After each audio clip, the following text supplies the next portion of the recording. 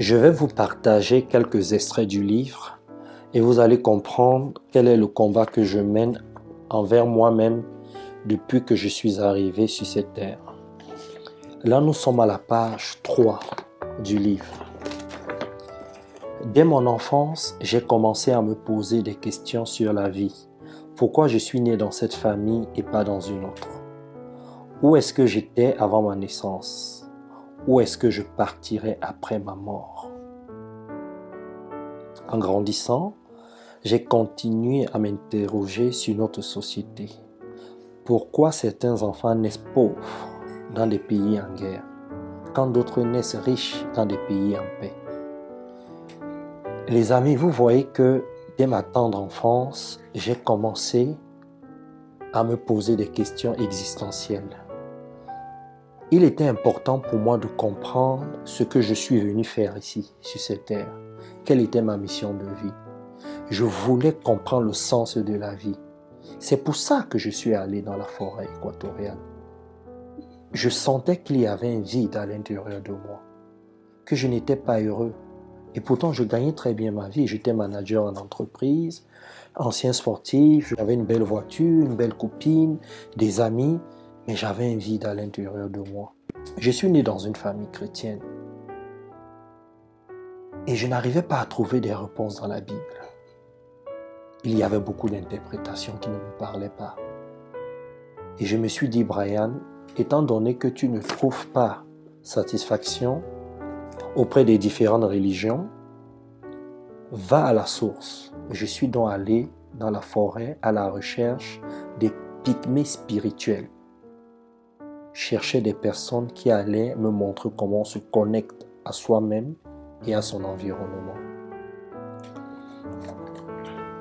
Je vais vous lire un autre extrait, c'est à la page 55.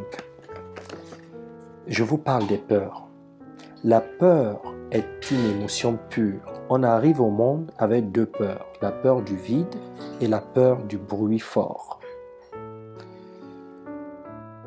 Toutes les autres peurs sont préfabriquées par la société. Ah oui, la peur de l'inconnu, la peur du danger, la peur de ne pas y arriver, ce sont des peurs que nous nous inventons dans notre cerveau. C'est pour ça qu'on se sent mal. Nous ne sommes pas arrivés dans ce monde pour vivre dans la peur, non. Nous sommes venus dans ce monde pour vivre dans la prudence. Ce n'est pas pareil. La peur et la prudence ne se traduisent pas de la même façon. C'est bien expliqué dans le livre. Dans le livre, je vous dis comment se comporter face aux différentes peurs. C'est bien expliqué. Je vais vous parler aussi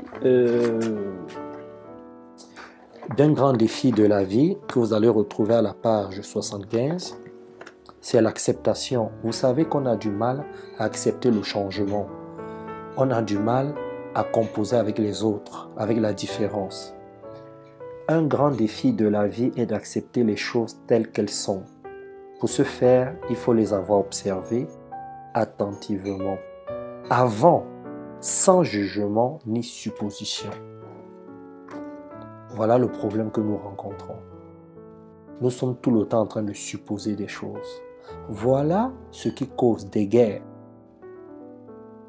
entre les êtres humains, entre les États. Ah oui, les divorces, les séparations, les incompréhensions, le mal-être viennent des suppositions. Je vous explique comment faire pour ne plus supposer, comment être authentique, comment avoir le discernement, comment être vrai. Je vous parle de la petite voix, je vous parle de plein de choses. Vous voyez par exemple, à la page 80, je vous parle de la loi de l'attraction.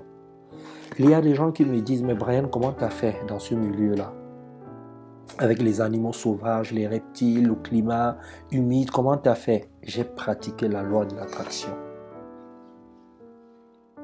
C'est dans la forêt que j'ai compris comment on entre en connexion de façon profonde et de façon élevée avec la loi de l'attraction. Ah oui, j'ai pratiqué cela pour que je ne me fasse pas dévorer. Sinon, comment j'aurais fait? Et dans le livre, je vous dis comment est-ce qu'on fait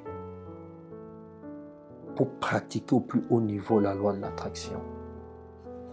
Je vous parle aussi, là je tourne comme ça, je vous parle des inquiétudes. Comment faire pour ne plus stresser, pour ne plus être angoissé. Là, qu'est-ce que je vois? Je vois la petite voix. Vous voyez là, par exemple, dans ces conditions, comment faire pour réussir à mieux entendre et écouter la petite voix? Vraiment, procurez-vous ce livre. Vous savez, quand j'ai voulu l'écrire, je me suis éloigné de Paris, je suis allé en pleine campagne. Je me suis posé parce que je voulais transmettre les messages de façon simple pour que chacun puisse intégrer cela. Parce que je ne voulais pas simplement que vous puissiez comprendre ce que je dis. Pour moi, il était important de l'intégrer, que ça vive à l'intérieur de vous. Ensuite, à la fin, je vous parle un peu du centre d'entraînement que j'ai créé depuis 2015.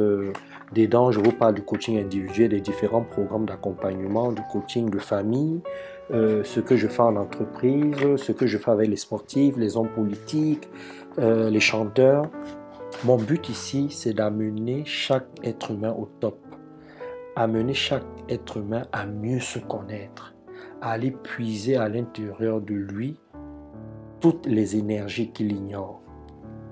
Parce que pour atteindre un bien-être inébranlable, il est important d'être aligné, d'être connecté avec soi-même. Vous savez, la forêt m'a formé.